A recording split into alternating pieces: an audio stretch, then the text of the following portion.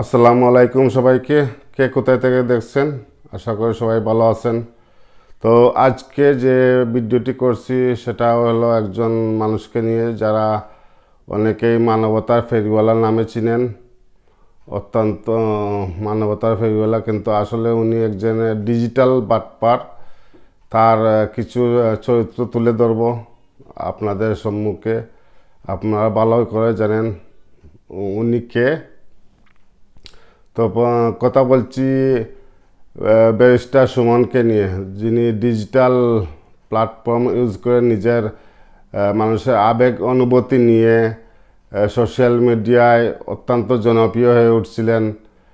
প্রথমত উনি ফেসবুকে বিদ্যুতের খাম্বা সরিয়ে প্রথম লাইমলাইটে আসেন।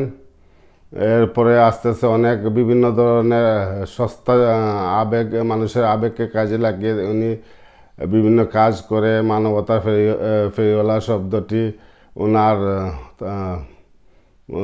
সংগ্রহ করতে পেরেছিলেন। উনি যে কত বড় বাটপার সিটার সেটা এখন মানুষ ভালোভাবে বুঝতে পারতেছে। তো আপনারা দেখেন যুদ্ধ অপরাধী ট্রাইব্যুনাল, ইন্টারন্যাশনাল ক্রিমিনাল ট্রাইব্যুনাল যখন সংগঠিত হলো, ওনার কিন্তু প্রসিকিউটর ছিলেন উনি, এবং ব্যারিস্টার সুমন এবং তুরিন আফরোজ, ওনারা দুজনই ছিলেন আওয়ামী লীগের অত্যন্ত কাছের মানুষ। ব্যারিস্টার তিনি আল্লামা দেলোয়ার হোসেন সাইদি সহ অনেককে ফাঁসির কষ্টে ঝুলিয়েছেন। এরপরে তিনি যখন বুঝতে পারলেন কোনো একটা সমস্যা হবে, তখন তিনি আন্তর্জাতিক অপরাধ ট্রাইব্যুনাল থেকে পদত্যাগ করে নিলেন। এরপরের কথা চলে আসি, যে ওনার দুই একটা ভিডিও দিব, আপনারা দেখতে পারবেন। যখন 2019 সালে করোনা মহামারী আসলো, তখন উনি একটি ভিডিও লাইভ করে বসলেন জুনায়েদ আহমেদ আনসারির জানাজাকে কেন্দ্র করে। মানুষের যে ভালোবাসা এবং কি বলবো, মানুষের যে আশাকাঙ্ক্ষা, ওনাকে কটাক্ষ করে একটি ভিডিও বানালেন। উনি দেখাতে চাইলেন উনি অনেক ইসলাম প্রেমিক, উনি অনেক কিছু জানেন। তো জুনায়েদ আহমেদ আনসারের জানাজার ভিডিওটি 2019 সালের করোনা মহামারীর সময় ওনার মৃত্যু হয়েছিল এবং লক্ষ লক্ষ মানুষ জমায়েত হয়েছিল। উনি অনেক জ্ঞান গর্ব রাখেন, উনি লাইভ করে বসলেন। আচ্ছা, যাই হোক, এটা তো গেল। এরপরে আসলো এই যে আমাদের ঘটে যাওয়া জুলাই আন্দোলন, কোটা সংস্কার আন্দোলনে উনি প্রথমে কোন ভূমিকা রাখছেন সবাই জানে, কিন্তু উনি সরাসরি কোনো ভিডিওতে বা কিছুতে আমরা ছাত্রদের সাথে সম্পৃক্ত হতে দেখি নাই। তো এরপরে উনি যখন শেষের দিকে আগস্টের 3 তারিখ অথবা 4 তারিখ হবে, উনি ছাত্রলীগের সকল নেতা, পুরাতন সেক্রেটারি এবং সভাপতিদের নিয়ে মিটিং হলো কিভাবে ছাত্র আন্দোলনকে দমিয়ে দেওয়া যায়। তার ফুটেজও ভাইরাল হয়েছে এবং উনি বলছিলেন উনি পালিয়ে যাবেন না। তো উনি তো পালিয়েই গেলেন, শেখ হাসিনাও পালিয়ে গেলেন, উনিও পালিয়ে গেলেন। এই যে বাটপারি, ডিজিটাল বাটপার, এদের মানুষ চিনতে আর ভুল করবে না। যারা সস্তা জনপ্রিয়তার জন্য বিভিন্ন সময় বিভিন্নভাবে আবির্ভূত হয়, এদেরকে এখন মানুষ আস্তে আস্তে বুঝতে শুরু করেছে। ওদের কথা এক, মুখের বুলি এক, কিন্তু কাজের ধরন অন্যরকম। তো সবাই আমি একটি করে ভিডিও শেয়ার করছি, দেখে নেন। শুরু করিতেছি মহান আল্লাহর নামে, যিনি পরম করুণাময় এবং অত্যন্ত দয়ালু। আমি আমার লাইভের প্রথমেই ব্রাহ্মণবাড়িয়ার নাসিরনগরের কৃতি সন্তান জুবায়ের রহমান আনসারী সাহেবের গতকালকে আপনারা জানেন যে উনি মৃত্যুবরণ করেছেন। আমি প্রথমেই উনার আত্মার মাগফিরাত কামনা করে আমি আমার লাইভটা শুরু করতেছি। আমার নিজেরও হবিগঞ্জের চুনারঘাট থেকে ওনার জানাজায় যাওয়ার ইচ্ছা ছিল, কিন্তু যখন মহামারী বাংলাদেশ সারা বাংলাদেশ যখন লকডাউনে, তখন আমার প্রিয় নবীজির কথা মনে করে আমি আর যাইতে পারি না ব্রাহ্মণবাড়িয়া। আমার প্রিয় নবীজি হযরত মুহাম্মদ সাল্লাল্লাহু আলাইহি ওয়াসাল্লাম বলেছিলেন যে কোনো এলাকায় যদি মহামারী দেখা দেয় তাহলে আপনি যে জায়গায় আছেন এই জায়গায় থাকবেন, আপনি কোনো জায়গায় যাবেন না, বরং অন্য জায়গা থেকেও যেন কেউ এই মহামারী এলাকায় আসতে না পারে। সারা বাংলাদেশে যখন লকডাউন অবস্থায় আমার এত খারাপ লাগছে যখন দেখলাম কয়েক লক্ষ মানুষ বিভিন্ন জায়গা থেকে একত্রিত হয়ে জানাজায় আসছেন। সম্মান প্রদর্শন তো বিভিন্ন ভাবে করা যায়, আপনি চাইলে 2 রাকাত নফল নামাজ পড়ে ওনার জন্য দোয়া চাইতে পারতেন। জানাজা তো কোনো ফরজ নামাজ না যে আমাদের সবারই যাওয়া লাগবে। এটা তো হচ্ছে গিয়ে আপনারা জানেন যে একটা জায়গার কিছু মানুষ এক জায়গায় একটা জানাজা পড়লে এটার দায়িত্ব পালন করা হয়। এইরকম একটা মহামারীর সময়ে যেখানে মক্কা মদিনাতে যেখানে মসজিদ বন্ধ করে দেয়, তোমরা ক্ষমতা থেকে নামাইতে চাও, এতে বোঝা গেল তোমাদের মনের মধ্যে তোমরা সততা নাই, তোমাদের সাথে আর আমরা থাকতে পারি না। আওয়ামী লীগ সম্পর্কে এদের ধারণা আছে কিনা জানি না, বন্ধুর আদর্শরে যে ধারণ করে এ দেশ চাইলে যাওয়ার মানে সব আপাতত বন্ধ রেখে আমরা বঙ্গবন্ধু কন্যারে এই ক্রাইসিস মোমেন্টে বাঁচানোর জন্য যে যার জায়গা থেকে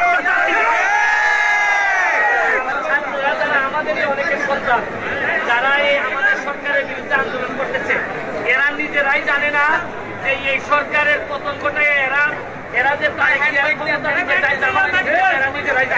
ওদেরকে বুঝাইতে হবে। এবং আপনারা সোশ্যাল মিডিয়াতে আপনারা দেখবেন প্রতিদিন সকালবেলা উঠে হঠাৎ করে বলে ওবায়দুল কাদের দেশ ছেড়ে ভাগছে, হঠাৎ করে বলে ব্যারিস্টার সুমন চলে গেছে, হঠাৎ করে বলে ব্যারিস্টার তাপস চলে গেছে। এইটা এদের প্রপাগান্ডা। শামীম ওসমান নাই, কালকে সারাদিন শামীম ওসমান পার্টি অফিসে। এরা চাইতেছে এইরকম গুজব করাইয়া এরা সরকার পতন ঘটাইতে চায়। আমার একটা বিশ্বাস 2001 সাল থেকে আমি দেখছি আওয়ামী লীগ যত চাপের মধ্যে পড়ে তত শক্তিশালী হয়ে। আওয়ামী লীগ সম্পর্কে এদের ধারণা আছে কিনা জানি না, বন্ধুর আদর্শরে যে ধারণ করে এ দেশ চাইলে যাওয়ার মানে এই দেশেই তো মৃত্যু হইব, মৃত্যু তো আগে পরে একদিন হইবই। আদর্শের কারণে মৃত্যু হইলে এই মৃত্যু সম্মানে দেব। আমি আপনাদেরকে বলবো ধৈর্য ধরে থাকবেন, তবে দেয়ালে যদি পিঠ থেকে যায় আর আওয়ামী লীগ যদি দাঁড়াই যায়, আমি বলতে চাই আমি যখন স্বতন্ত্র এমপি হয়েছি আমি আওয়ামী লীগের সাথে নৌকার সাথে প্রতিদ্বন্দ্বিতা করে এমপি হয়েছি। আমারে এরা ভাবছে যে আমারে বলে এক সময় বলে যে আপনি প্রধানমন্ত্রী হয়ে যাবেন, প্রেসিডেন্ট হয়ে যাবেন, এসব বলে আমার লোভ দেখায়। কিন্তু এরা জানে না যে আমি স্বতন্ত্র এমপি হইলে আমার রক্তের মধ্যে বঙ্গবন্ধুর আদর্শ। প্রধানমন্ত্রীর তার অমুকের লোভ বঙ্গবন্ধুর কেউ দেখাইতে পারে না। আমি তার আদর্শের সৈনিক। আমারে বলছে যে স্বতন্ত্র এমপি হিসাবে আপনার বক্তব্য কি? আমি বলছি তোমাদের দাবি যখন কোটা সংস্কার ছিল তখন 80% আওয়ামী লীগের তোমাদের পক্ষে ছিল। যে কোনো মৃত্যুর প্রতিবাদ আমরা করি, কিন্তু তোমরা যদি আমার নেত্রীকে মেলাইন করতে চাও, জননেত্রী শেখ হাসিনারে তোমরা ক্ষমতা থেকে নামাইতে চাও, এতে বোঝা গেল তোমাদের মনের মধ্যে তোমরা সততা নাই, তোমাদের সাথে আর আমরা থাকতে পারি না। যারা আজকে আন্দোলন করে এরা তো আগুন দেয়, এরা মানুষ মারতে শিখছে। আর আওয়ামী লীগ এরা চিনে না, আওয়ামী লীগ মারতে না মরতেও শিখছে। তোমরা তো মারতে শিখছো, আর আওয়ামী লীগ মারতে এবং মরতে দুইটাই শিখছে। সব আপাতত বন্ধ রেখে আমরা বঙ্গবন্ধু কন্যারে এই ক্রাইসিস মোমেন্টে বাঁচানোর জন্য যে যার জায়গা থেকে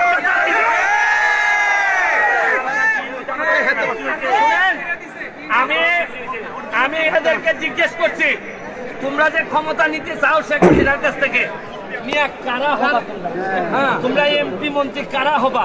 তাহলে একটা কাজ করো, তোমরা যারা সমন্বয়ক, তোমরা 100 জন না 150 জন, তোমরা এসব ক্ষমতা নিয়ে যাও। কিন্তু তোমরা তো আইসবা না, তোমরা তো এই যোগ্যতা নাই। তোমরা বড় সুন্দর করে জামাতের হাতে দিয়ে দিবা, তোমরা ক্ষমতা দিবা না, তোমরা মুক্তিযুদ্ধের আদর্শটা নিয়ে জমা দিয়ে আসবা।